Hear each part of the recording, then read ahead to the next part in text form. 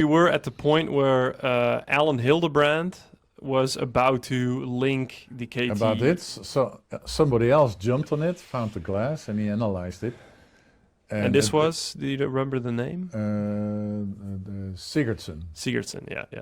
And I knew about it because when I took up a sabbatical in Berkeley in 1990, it was another coincidence. There are many coincidences.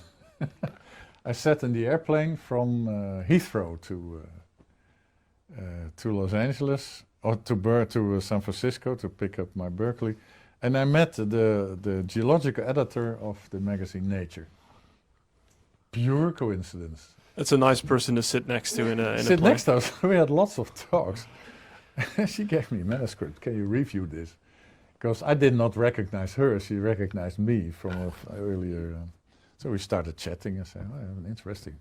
By a guy named Sigurdsson, and he claims he found glassy objects in Haiti. So I'll review it for you. So while you were flying over the Caribbean, you were discussing. All over the Atlantic, as they were discussing it, so glad to review it. So, oh God, that's it. Did you ever peek out the window, see if it was there, or? And no, I went over the Bahamas, I think. Bahama. It's really such But a coincidence. That's a coincidence. I Yeah. got to view it. Of course, it came out. I said I gave it a very positive review. Said this has got to be it. And he made a link to what Alan Hildebrand already discovered, that there might have been a crater in Yucatan. So he brought one and one together and said, okay. So this was the first time the glass was found. In 1990, the crater was found. And the composition of the glass and the composition of the subsurface of the crater was an exact match.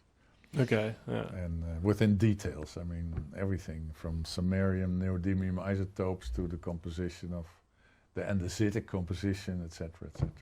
So then it was basically done, right? It was a done deal. Yeah, the next one came a year later, when another one picked up. There was the geochronology lab in Berkeley, one of the most famous, Paul Rennie, and who else was there?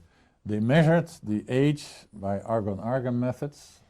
I suppose you know what argon-argon measurements mean. Yeah, it's a type of radiometric dating. Yeah, it's very accurate. If you have lots of potassium in your rocks and it's well sealed, like in a feldspar crystal or in a glassy object like this. And so he measured the tektites from Maizi together with the one drill core which is preserved in the crater itself. There's always a pool of melt that's left behind in the initial stages of the crater. Yeah.